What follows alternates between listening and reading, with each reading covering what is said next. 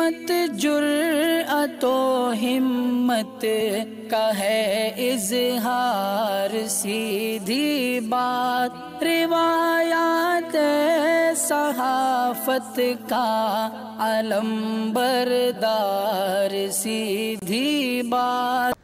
ناظرین گرامی السلام علیکم ورحمۃ اللہ وبرکاتہ۔ سیدھی بات کے تازہ ترین پرائم ٹائم میں آپ لوگوں کا استقبال ہے۔ ناظرین گرامی میں انصار عزیز ندوی اس وقت آپ لوگوں کے سامنے کچھ اہم ترین خبریں، کچھ وائرل ویڈیوز اور کچھ تنقیدی تجزیے لے کر کے حاضر ہوا ہوں۔ ناظرین گرامی، کس طرح سے اس وقت آج ادے پور کے ملزمان پر حملہ ہوا ہے عدالت کے احاطے میں، اور بجنور بلاسٹ کیس کے 5 ملزمین کو بری کر دیا گیا ہے، بے قصور ثابت ہوئے ہیں، تو وہیں پر ناظرین گرامی کس طرح سے چکمنگلور میں غیر کنڑی گاؤں کا گھر منہدم کر دیا گیا، ویڈیو وائرل ہو رہی ہے۔ تو وہیں پر ساحلی علاقوں میں مزید 4 دن تک لگاتار موسلا دھار بارش ہو سکتی ہے کرناٹک کے۔ ادے پور کے معاملے کی سلسلے میں بات ہوگی تو وہیں پر پاکستانی ایک بچہ کھیلتے ہوئے سرحد پار آ گیا، تو کس طرح واپس فوجیوں نے ان کے گھر کے حوالے کیا ہے، اور پولیٹزر ایوارڈ یافتہ کشمیری فوٹو جرنلسٹ کے ساتھ ناانصافی ہوئی ہے۔ ناظرین گرامی، ان کو جو ہے فرانس جانے سے روک دیا گیا، جبکہ ویزا بھی تھا اور ٹکٹ سب بنی تھی۔ یہ ساری چیزیں میں آپ لوگوں کے سامنے رکھتا ہوں۔ گستاخ رسول نوپور شرما کی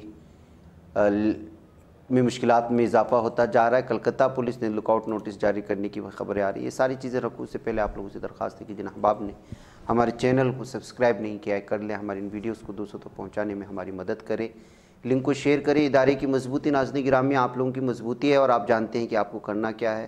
اور اس کے علاوہ ناظرین گرامی مشترکہ قربانی کا اعلان ہو چکا ہے، جن احباب کو حصہ لینا ہے وہ جلد از جلد نام لکھوائیں۔ آئیے ناظرین گرامی بات کرتے ہیں سب سے پہلے بجنور بلاسٹ کیس کے سلسلے میں، کہ میڈیا جب کسی کو گرفتار کرتی ہے، بالخصوص مسلمانوں کو کسی دہشت گردانہ کارروائیوں کے سلسلے میں، تو اس قدر چلاتی ہے اور میڈیا ٹرائل چلتا ہے کہ مہینوں اس پر گفتگو ہوتی ہے اور پورے سماج کو بدنام کرنے کی کوشش ہوتی ہے۔ لیکن جب یہی ملزمان باعزت بری ہو جاتے ہیں، اس وقت اس پر کوئی نہیں بولتا۔ دہشت گردی کے الزام میں قید حسنہ پروین، محمد ندیم، رئیس احمد عبداللہ، محمد فرقان، جنہیں بجنور بلاسٹ 2015 کیس میں این آئی اے نے 18 سنگین دفعات میں 7 مقدمے درج کیے تھے، ان کو رہا کر دیا گیا ہے۔ ایڈوکیٹ نجم الثاقب خان نے بتایا کہ الحمدللہ special N I A court نے دہشت گردی کی دفعات کو ختم کرتے ہوئے کہا کہ اتنے سارے دفعات شک کی طرف اشارہ کرتے ہیں، جبکہ ملزمان کے خلاف دفعہ 121 اور 122 یعنی دہشت گردی جیسی سنگین دفعات ثابت ہونا نہیں پایا جاتا، لہٰذا اس سے بری کیا جاتا ہے۔ کورٹ نے یہ بھی کہا کہ ملزمان نے جیل میں نہایت شرافت اور نظم و ضبط کا مظاہرہ کیا، دوسری دفعات کو بنیاد بناتے ہوئے جیل میں گزارے ہوئے ایام کو سزا مان کر انہیں رہا کرنے کا حکم صادر کیا گیا ہے۔ ناظرین گرامی، جتنا بڑا جو ہے کورٹ کی جانب سے فیصلہ آتا ہے، اس پر بیان آتا ہے، لیکن کوئی بھی میڈیا اس پر جو ہے نہ بحث کرتی، اس سلسلے میں جو حقائق ہیں اس کو پیش کرنے کی کوشش کرتی ہے، لیکن جھوٹے جیسے گرفتار کر لیا جاتا ہے، الگ الگ میمز بنا کر کے، کارٹونز بنا کر کے جس انداز میں جو ہے بدنام کیا جاتا ہے، یہ ساری چیزیں آپ لوگوں کے سامنے ہیں۔ ناظرین گرامی، ادھر آج ادے پور عدالت میں ادے پور جو کنہیا لال کی جو قاتل ہیں، جو ملزمان ہیں، ان کو پیش کرنے کی کوشش ہوئی، تو اس درمیان میں ان کو پیش کرنے کا یہ ویڈیو بھی جہاں وائرل ہو رہا ہے ملزمان کو، وہ آپ یہاں پر دیکھ سکتے ہیں۔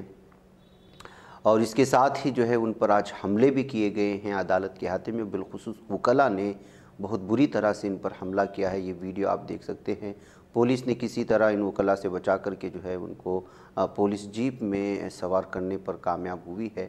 آپ یہ یہاں پر دیکھ سکتے ہیں کہ کس طرح کھینچا تانی کر رہی ہے، اور یہ پولیس کے سامنے وکلاء جو ہے حملہ کرتے ہوئے نظر آئے۔ یہ ویڈیو بھی اس وقت جو ہے بہت زیادہ پھیل رہی ہے۔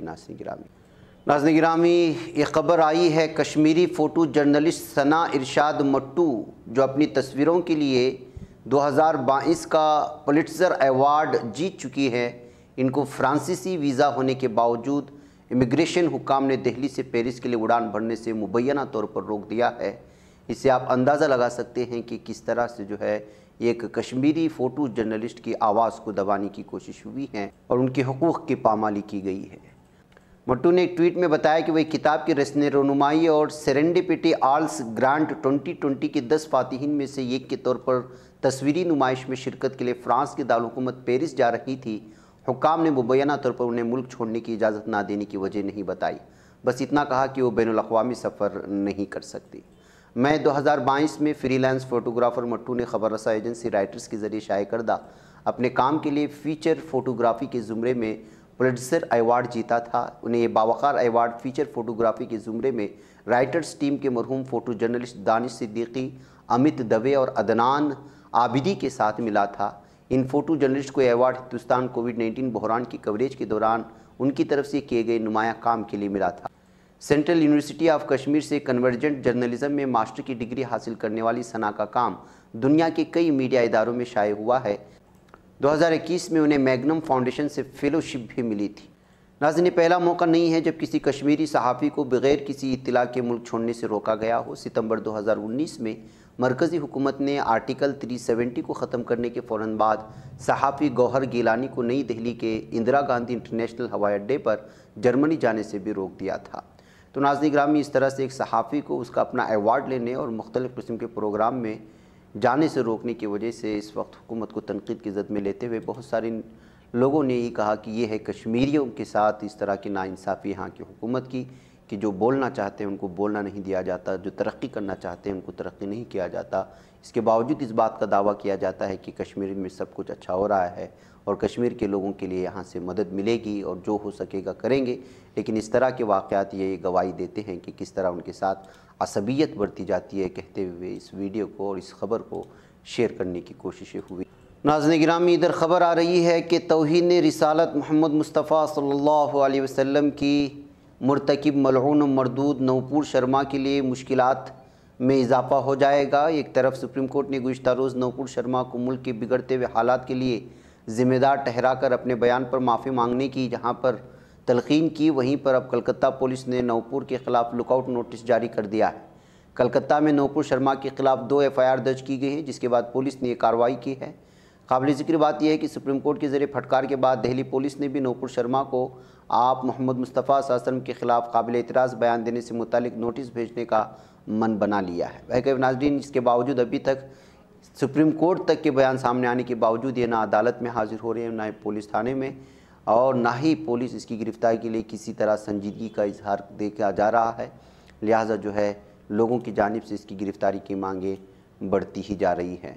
ناظرین گرامی، ادھر زبیر کے ساتھ لگاتار اس وقت ناانصافی جاری ہے، یہ کہتے ہوئے مختلف خبروں کو شائع کی جا رہی ہے۔ اہم بات یہ ہے کہ دہلی پولیس نے زبیر کا موبائل فون اور ہارڈ ڈسک ضبط کر لی ہے۔ ہفتے کو زبیر کو دہلی کی پٹیالہ ہاؤس کورٹ میں پیش کیا گیا۔ اس دوران پولیس نے زبیر کی ریمانڈ کا مطالبہ نہیں کیا اور اسے 14 روزہ جوڈیشل ریمانڈ پر بھیجنے کا مطالبہ کیا۔ دراصل دہلی پولیس کو زبیر کا 4 دن کا ریمانڈ آج ختم ہو گیا ہے۔ دوسری جانب زبیر کے وکیل نے پٹیالہ کورٹ میں ضمانت کی درخواست دائر کر دی ہے۔ بہرکیف ناظرین گرامی، ED کو بھی اب اس وقت معلومات سونپی گئی ہے۔ انفورسمنٹ ڈائریکٹوریٹ نے دہلی پولیس سے کہا تھا کہ وہ اس سلسلے میں اس کی پوری تفصیلات، بینک اکاؤنٹ وغیرہ حوالے کرے، وہ بھی اس میں چھان بین کرے گی۔ ناظرین گرامی، دیکھیے کہ ایک چھوٹا سا ٹویٹ کرنے کی وجہ سے جس سے کسی پر کوئی اثر نہیں پڑتا ہے، لیکن کس قدر جو ہے زبیر کو سچ اور حقائق سامنے لانے کی سزا دی جا رہی ہے، یہ کہتے ہوئے جبکہ ملک ہی نہیں بلکہ بین الاقوامی سطح پر زبیر کی رہائی کے لیے لوگ ہیشٹیگ بھی چلا رہے ہیں، مانگیں بھی بڑھتی جا رہی ہیں، یہاں تک کہ جو ہے صحافی برادری بھی اس سلسلے میں بڑے پیمانے پر احتجاج درج کر رہی ہے، لیکن نہ پولیس پر نہ ہی عدالت پر جوں رینگ رہی ہے۔